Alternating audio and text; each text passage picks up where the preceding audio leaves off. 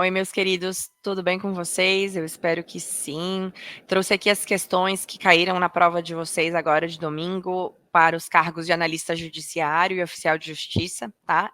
Peguei aqui como base a prova tipo 1, prova branca, tá?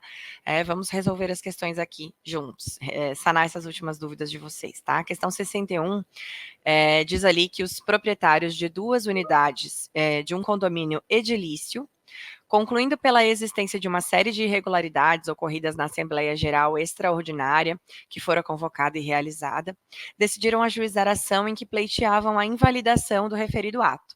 Pede aqui para a gente as alternativas, qual que seria o litisconsórcio formado no polo ativo dessa demanda. A gente resolveu questões, né, nessa linha nas aulas, espero que vocês tenham se recordado, né? Eu trouxe até um quadrinho que eu trouxe, né, que eu apresentei para vocês ali na nossa aula que tratamos de litisconsórcio. Trouxe até nas aulas, gente, um quadrinho em que eu trazia exemplos de litisconsórcio, né? E olha só o exemplo que eu trouxe ali no caso de litisconsórcio facultativo e unitário, né? Entre os condôminos numa ação que busca anular deliberação feita em assembleia condominial. Justamente o exemplo que caiu na questão, né? Então, nesse caso aqui, para a questão 61, a classificação do litisconsórcio de fato é facultativo e unitário. É facultativo porque eles não são obrigados a estarem conjuntamente nessa ação judicial, ele se forma por uma conveniência mesmo dos envolvidos, e é um litisconsórcio unitário porque necessariamente o resultado final dessa ação judicial vai ter que trazer uma solução uniforme para todos eles, né? A solução é no mesmo sentido para todos eles. Não dá para julgar procedente em relação a alguns condôminos e improcedente em relação a outros condôminos, tá? Então, questão 61, alternativa B. Questão 62, diz ali que o Alexandre ajuizou a ação em que perseguia a condenação de Bruno a lhe pagar verbas indenizatórias dos danos emergentes e dos lucros cessantes que afirmou terem ocorrido em razão de ato ilícito que atribuiu ao réu. Depois de ofertada a peça contestatória e de produzidas as provas pertinentes, o juiz da causa proferiu sentença em que acolhia o pleito autoral referente aos danos emergentes, sem que tivesse apreciado, contudo, a pretensão indenizatória relativa aos lucros cessantes. Nesse cenário, é correto afirmar que a sentença proferida é válida ou inválida? E aí, né, gente, se vocês se recordam das nossas conversas nas aulas, vocês iam assinalar a alternativa E, tá? Que realmente a sentença proferida é inválida. O que aconteceu aqui foi um julgamento citra petita, tá? Recordando aqui com vocês o princípio da adstrição, o princípio da correlação entre o pedido e a sentença, né? Ele está retratado ali no artigo 492. É vedado ao juiz proferir decisão de natureza diversa da pedida, bem como condenar a parte em quantidade superior ou em objeto diverso do que lhe foi demandado. Se o juiz sai fora desses contornos aqui apresentados pelas partes, ele profere uma decisão defeituosa que pode vir a ser anulada posteriormente, tá? E aí os defeitos da sentença, quando ela viola os limites objetivos, né, a gente pode definir e classificar da seguinte forma: defeito a sentença como sendo ultra petita, a sentença como sendo extra petita e a sentença como sendo infra ou citra petita, tá? Nesse caso, o magistrado, ele decide a quem do pedido, da decisão infrapetita ou citrapetita, né? Então, a parte pede X e Y e o magistrado acaba julgando apenas X, por exemplo, tá? Que é o que justamente aconteceu ali, né? Houve 2 pedidos, danos emergentes e lucros cessantes. O juiz simplesmente ignorou a questão dos lucros cessantes, né? Falou só sobre danos emergentes, tá? Então é inválida realmente, segundo a alternativa E, é a alternativa correta para a questão 62, tá? Na sequência, a questão 63 fala ali: regularmente intimado da sentença que julgou improcedente o seu pedido, o autor interpôs recurso de apelação, cuja intempestividade foi certificada pela serventia.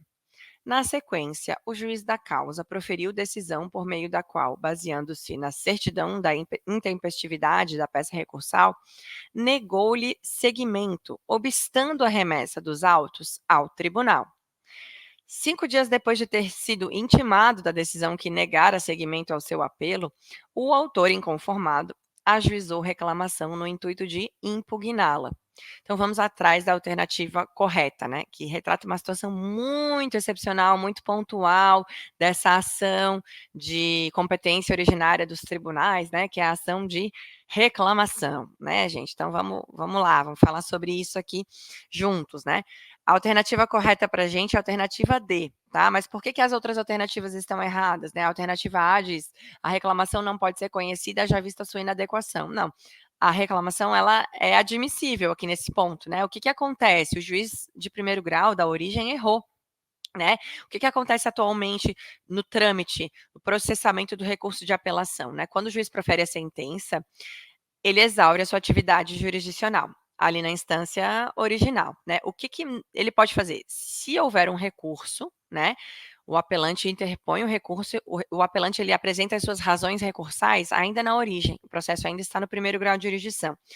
É juntada aos autos, lá na origem mesmo, as razões de apelação. O que o advogado da origem faz? Ele intima o apelado para apresentar contrarrazões ao recurso em 15 dias, tá? Então, as contrarrazões ao recurso de apelação são anexadas ainda lá na instância de origem, né? E após essas formalidades aí, os autos serão remetidos ao tribunal pelo juiz, independentemente de juízo de admissibilidade, tá? Então, parágrafo 3º do artigo 1010 é claro nesse sentido.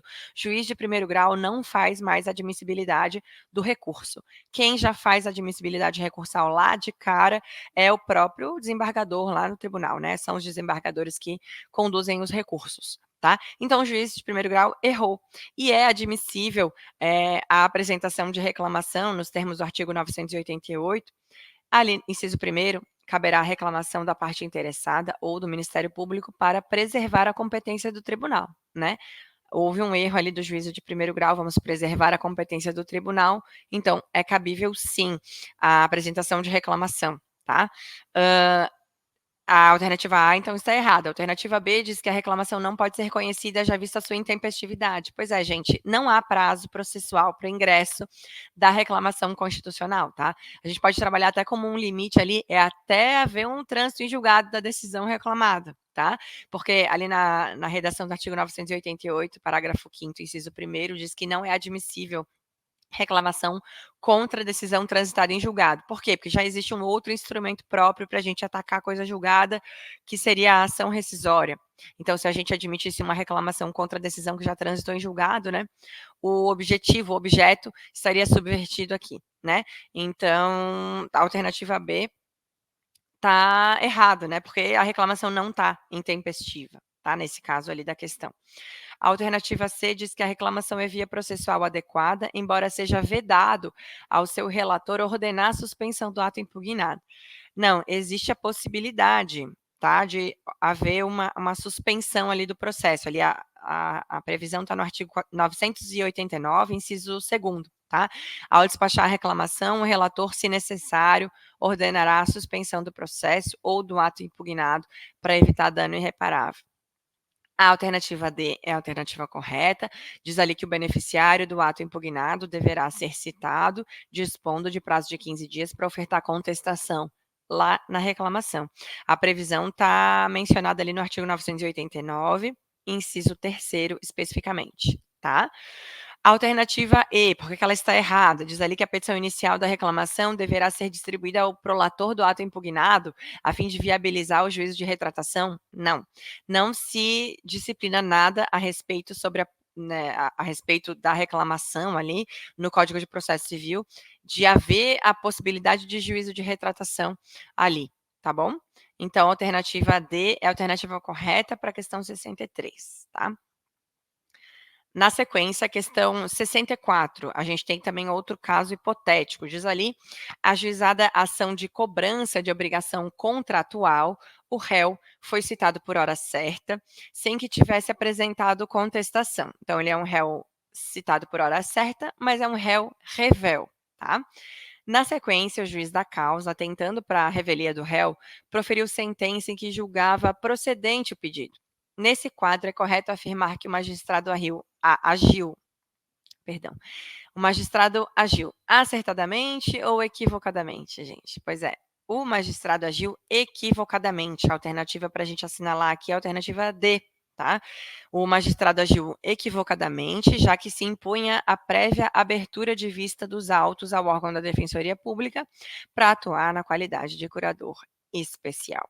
Sim, quando a gente trabalhou lá nas aulas sobre capacidade processual, especificamente, eu já aproveitei aqui, eu lembro, eu trouxe até o slide que eu trabalhava isso, tá? Nas aulas com vocês. Para falar na questão ali prevista no artigo 72, tá? Das hipóteses de atuação do curador especial, tá? Então, o curador especial, ele atua quando há a presença de um incapaz que não tenha representante legal, ou que até tenha representante legal, mas os interesses do representante e do representado sejam colidentes, né? E existe uma outra hipótese de atuação do curador especial, ali no inciso 2º do artigo 72, que é justamente o que a questão pede aqui para vocês. Então, o juiz nomeia curador especial ao réu preso revel, bem como ao réu revel citado por edital ou com hora certa, enquanto não for constituído advogado.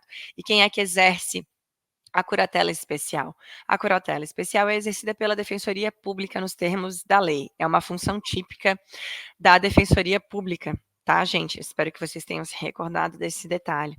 Então, de fato, ao invés de ter já julgado de cara procedente o pedido, né, o juiz ele tinha que ter determinado aí a abertura de vista dos autos à Defensoria Pública. Então, questão 64, alternativa D. A questão 65 diz que em uma execução fundada em título executivo extrajudicial, o devedor foi citado para pagar ou apresentar defesa em 15 dias úteis, contados da juntada aos autos do mandado de citação cumprido. Constou ainda do mandado a incidência de honorários advocatícios de 10% sobre o valor devido em execução.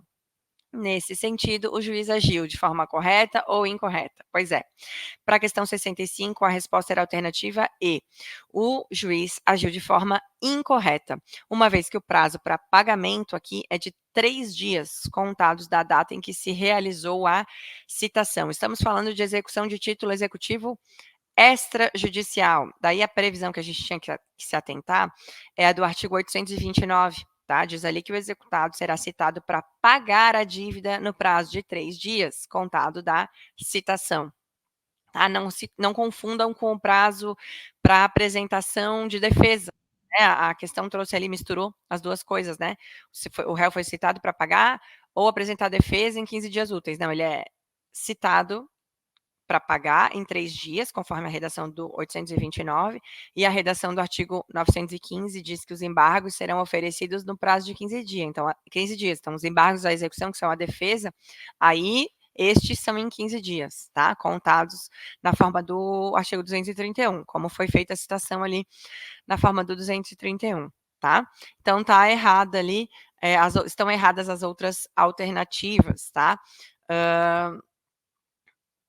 A alternativa A diz, tá, o juiz agiu de forma correta, devendo o executado apresentar a defesa em embargos à execução. A alternativa B está correta, devendo o executado apresentar a defesa em impugnação à execução. Bom, a gente sabe ali a alternativa A, é claro que se ele fosse apresentar a defesa, seria de embargos à execução. Só que nesse sentido, o juiz já agiu de forma incorreta antes, né? Ele meio que determinou a citação ali tudo junto, né, para o réu, para o executado, no caso, melhor dizendo, né? Pagar ou apresentar defesa em 15 dias úteis, né? Então, são etapas diferentes. Primeiro, ele é citado para pagar em 3 dias, tá? E se ele fosse apresentar defesa, até seria embargos à execução, né? Mas a alternativa A está errada porque o magistrado ele agiu incorretamente e não corretamente, como diz a alternativa, tá? A alternativa C está errada porque diz ali que os honorários advocatícios seriam fixados lá na sentença. Não, né? O artigo 827 diz que ao despachar inicial, o juiz já fixa de plano honorários advocatícios de 10%, tá? A serem pagos pelo executado. Então, a alternativa D também diz que está incorreta, uma vez que os prazos de defesa e pagamento se contam da data em que se realizou a citação. Né? Então, são momentos diferentes, né? A alternativa D também está incorreta. Vamos passar para a questão 66. A questão 66, a gente chegou a resolver algumas questões parecidas com isso. Espero que vocês tenham se atentado, se recordado, né, das questões que a gente enfrentou em aula, tá? Diz aqui a questão 66, que o José, ao ser citado em uma ação de reintegração de posse, apresentou em uma mesma peça processual contestação e reconvenção. Ele argumentou na contestação que a sua posse é legítima e que não praticara qualquer esbulho possessório. Em reconvenção, pediu a edição de ordem de manutenção de sua posse.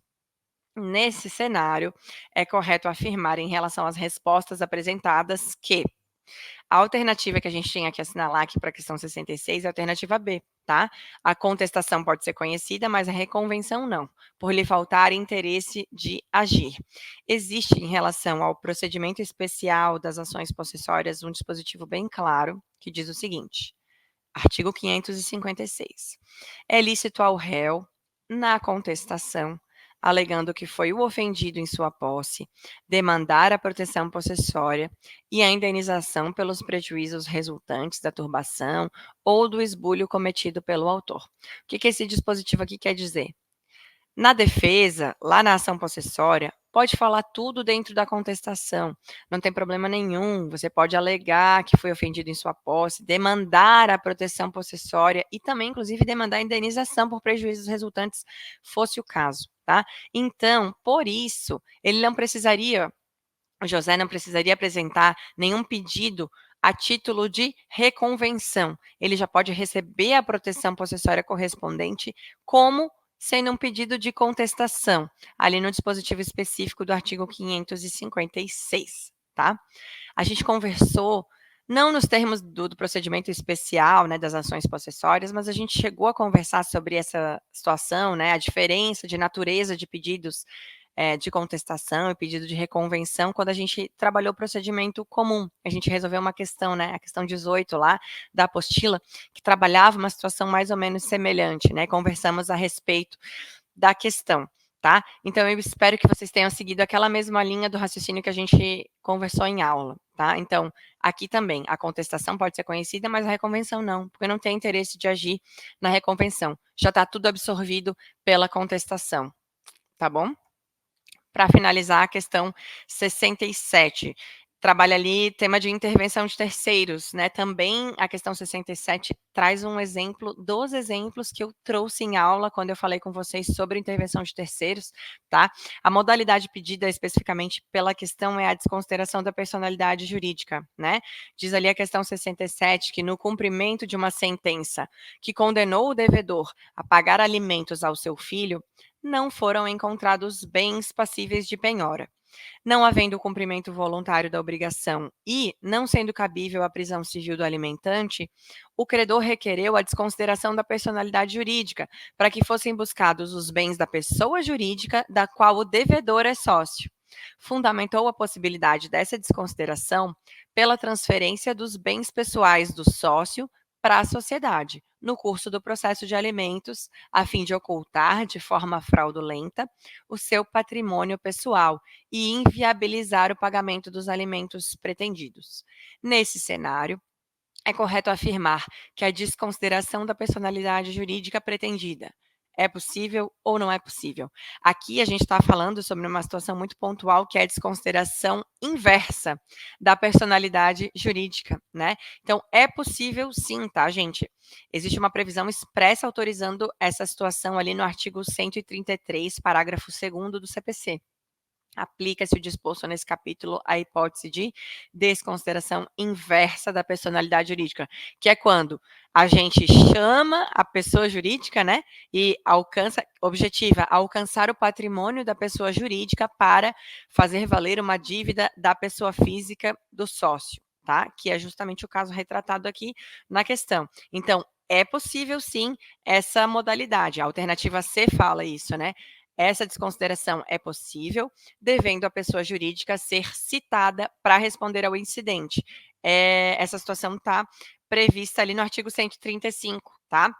Diz ali, instaurado o incidente, o sócio ou a pessoa jurídica será citado para manifestar-se e requerer as provas cabíveis no prazo de 15 dias. Claro, a pessoa jurídica vai ser citada porque toma conhecimento dessa situação agora, né? A primeira vez que a pessoa jurídica vai aparecer no processo para se defender. Então, se instaura um incidente de desconsideração da personalidade jurídica, porque aconteceu em fases mais avançadas do processo, só em cumprimento de sentença, né? Se instaura um incidente paralelo para resolver essa questão. A gente determina a citação da pessoa jurídica e ela pode sim se defender em relação àqueles fatos alegados, tá? A alternativa A da questão 67 estava errada, diz ali que não seria possível no cumprimento de sentença, mas apenas em fase cognitiva, no processo de conhecimento, e não, né? Tem uma previsão expressa ali no artigo 134, o incidente de desconsideração é cabível em todas as fases do processo de conhecimento, no cumprimento de sentença, na execução fundada em título executivo extrajudicial, tá? Então, errado a alternativa A.